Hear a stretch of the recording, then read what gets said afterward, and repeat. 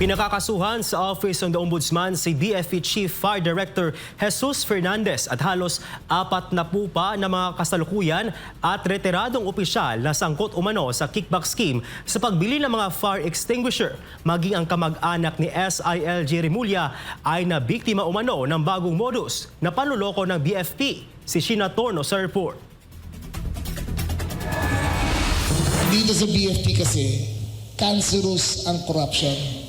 Ganyan tawagin ni Department of the Interior Local Government Secretary John Vic Remulla ang nangyaring korupsyon sa loob ng Bureau of Fire Protection of BFP. Nag-ugat ang pahayag na yan matapos inetalya ng kalihim ang ulat sa ginagawang investigasyon ng DILG kaugnay sa munay maluwakang korupsyon sa BFP. Inanunsyo pa ni Remulla na nakahanda na sila para sa pagsasampa ng kaso sa Office of the Ombudsman laban sa mga tiwaling opisyal kabilang si BFP Chief Fire Director Jesus Fernandez na sangkot umano sa kickback scheme sa pagbili ng fire extinguisher.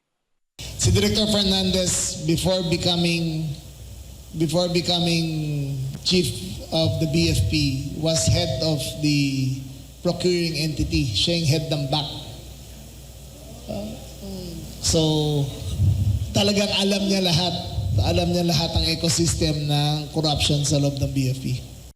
Sasampahan din ng kasong bid rigging at graft ang mga deputy at mga naging miyembro ng Bids and Awards Committee mula 2014 hanggang 2025. Humigit kumulang 40 na kasulukuyang opisyal at mga retiradong hepe ng BFP ang kakasuhan sa Ombudsman. So, complete ng case build-up namin. We should be ready to file cases. Handa na kami. Solid na yung proof namin. Dahil dito, irerekomenda na nito ang agarang pag-relieve sa pwesto ng mga opisyal na nasasangkot, kabilang si Fernandez. Mayroon na rin umanong 3 pangalan na ihahain kay Pangulong Bongbong Marcos bilang posibleng kapalit sa BFP Chief.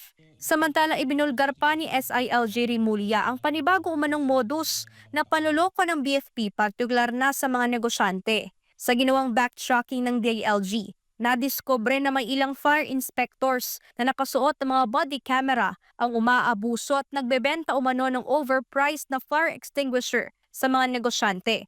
Kabilang sa mga nabiktima nito ay ang negosyo ng kamag-anak ni Remulla sa Silang, Cavite. Kasi ang nangyayari ngayon, nauuna ang nagbebenta ng fire extinguisher. Dadating sa loob ng lugar sa loob ng tindahan, sa loob ng clinic, sa loob ng negosyo, sasabihin nila, parating na ang fire inspector nyo. Bumili na kayo sa akin, ako na bahala, papasa na kayo kagad. 99% tried to game the system. Galing, no?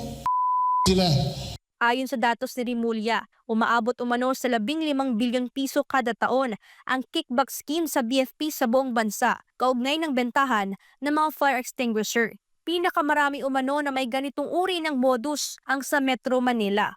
I-imagine nyo kung ilang kondo ang ginawa, ilang office building ang ginawa sa buong Pilipinas. 100% tinira nila lahat yan. Sila mismo ang tumitira yan. Dahil dito, desidido ang kalihim na kasuhan ang nasa 1,000 mga fire inspector na nag-alok ng fire extinguisher. Sa ngayon, tuloy-tuloy na anyang kanilang case build-up para mapanagot ang maito. Hinihikayat naman ng DILG ang mga negosyante na kumuha ng video at itawag sa 911 kung may mga tauhan ng BFP na magtatangkang magpahirap sa kanila sa fire safety inspection at mag-alok ng overpriced na fire extinguishers. Para sa Diyos at sa Pilipinas kung mahal. Ito si Sheena Torno, SMNI News.